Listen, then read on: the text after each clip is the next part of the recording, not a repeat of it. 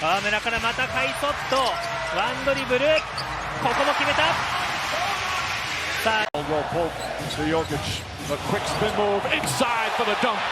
Ka-Express, sa isang galaw lang ng isang Pinoy 7'3" center, literal na nagkagulo ang mga basketball junkies online. Hindi lang dahil bumabalik si Kai sa spotlight, kundi dahil sa isang sequence na kung hindi mo alam ang konteksto, baka akalain mong highlight ito ni Nikola Jokic mismo.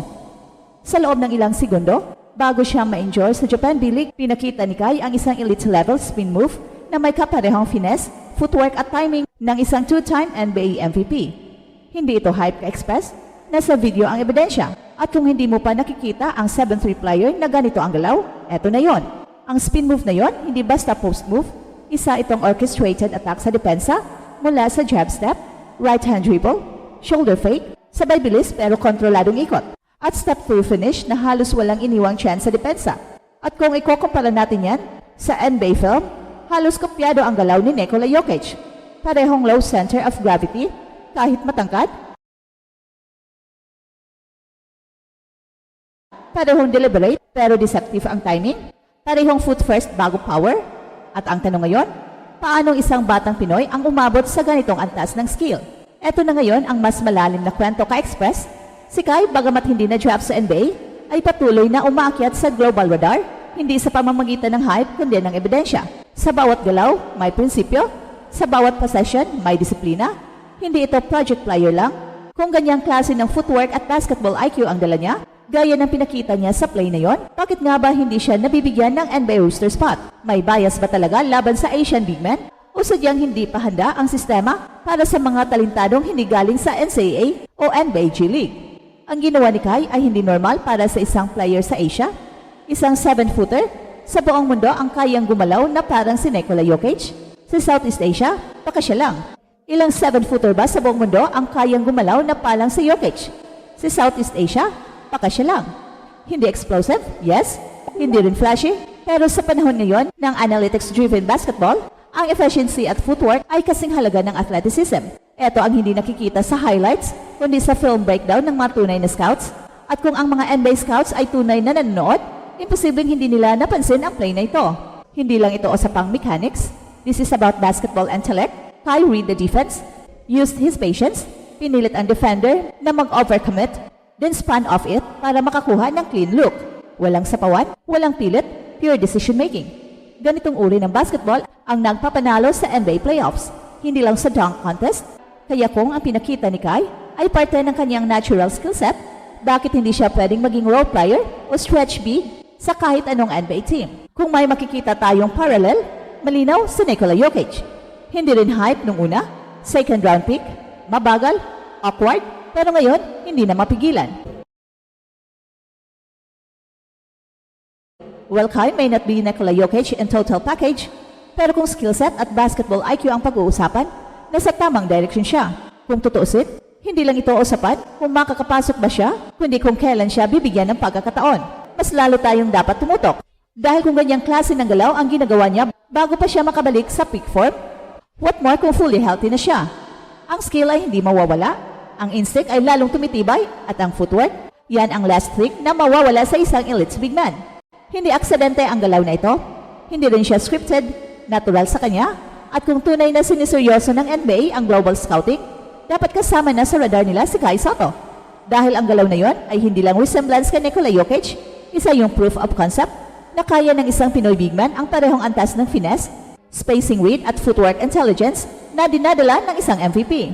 Well, kung ang ibang bansa ay may homegrown talents na binibigyan agad ng spotlight, bakit hindi ang Pilipinas? Si Kai ay hindi na rookie mentally, nakalaban na niya ang mga international bigs. Naglaro na siya sa Australia, Japan, Gilas at nakapag-train sa US. May exposure, may utak at higit sa lahat, may proof of skill. Ang kailangan na lang, pagkakataon. Sa bawat Pinoy na nangangarap makarating sa NBA, itong spin move na to ni Kai ay hindi lang highlight, isa itong pahayag na hindi lang tayo hanggang sa hype videos at local stardom. Pahayag na meron tayong kayang ipakita sa court at kahit ang moves ng MVP, kayang gayahin at minsan higitan pa. Ka-Express, hindi ito tungkol sa pag-idolize kay Nikola Jokic. Ang tunay na punto dito ay kung paano ang galaw ng isang Pinoy player ay maaari nang itapat sa best footwork moves ng NBA ngayon. At kung si Kai ay kayang gayahin even partially, ang ginagawa ng isang MVP?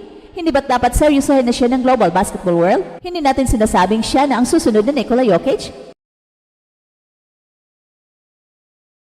Pero sinasabi natin, kaya niyang maging Kai Sotto, isang hybrid na big man mula sa Pilipinas na may finesse ng Europe, disiplina ng Asia at puso ng Pinoy. At kung yan ay hindi sapat para mapansin, baka hindi talaga ang skill ang problema, kundi ang sistema. Habang patuloy siyang nagpapagaling, habang inaasahan ang kanyang pagbabalik sa court, ang tanong ay hindi na makakabalik pa ba siya, kundi bakit hindi pa siya binigyan ng full chance. Dahil sa mga galaw na tulad nito, galaw na kayang sumabay sa MVP level footwork, hindi na tayo dapat nagugulat, dapat inaasahan na natin. At sa isang iglap ka-express, parang nagbago ang tunot ng buong diskusyon sa basketball. Hindi na ito basta simpleng kwento ng isang 7-3 prospect na pilit pa rin ipinaglalaban ang kanyang NBA dream. Hindi na lang ito tungkol sa injury, minutes ng court, o scout impressions. Ito ay naging kwento ng skill supremacy, na kung saan isang galaw lang ang kailangan para magising ang mundo sa katotohanan. Kai Sotto is operating on a level far beyond what people assume. Ang spin move na yon ay hindi lang technique, isa itong statement, isang sagot sa mga taong pagdududa, isang sagot sa mga tanong kung kaya ba talaga ng isang Pinoy na makipagsabayan sa elite level basketball. Kaya ang tanong ngayon ay hindi na, pwede ba si Kai sa NBA? Kundi bakit hanggang ngayon, wala pa ring team ang nagbibigay ng tunay na pagkakataon sa kanya. Dahil kung footwork at basketball IQ ang labanan, kung decision making at composure ang sukatan, di ba't yun mismo ang kulang sa maraming NBA teams ngayon? Hindi kailangang maging poster dunker para maging asset. Well, minsan ang kailangan mo ay isang big man na kayang bumasa ng laro, magsakripisyo ng stats para sa tamang opensa, at gumawa ng galaw na kayang sirain ang defensive rhythm ng kalaban. At yan ang ginagawa ni Kai. In one move, without the spotlight, without the hype. Dahil kung footwork at basketball IQ ang labanan, kung decision making at composure ang sukatan, di ba't yun mismo ang kulang sa maraming NBA teams ngayon?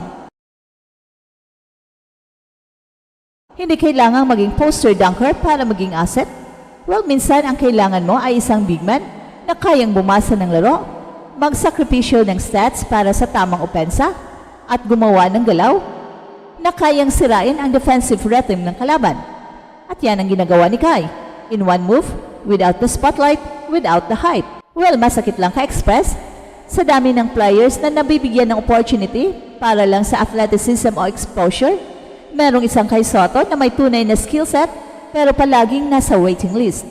Pero gaya nga ng galaw na yon, tahimik, maayos, hindi pa dalos-dalos, baka yun din ang style ng pag-angat ni Kai. Hindi siya nagmamayabang kasi kapag ang skill ay ganito kataas, kapag ang galaw ay ganito kahusay, it demands attention. Whether they like it or not, Kai will force the world to look this way. At ito ang Express Info na kung saan bawat kwento, ginulat ang mundo. Don't forget to like and subscribe.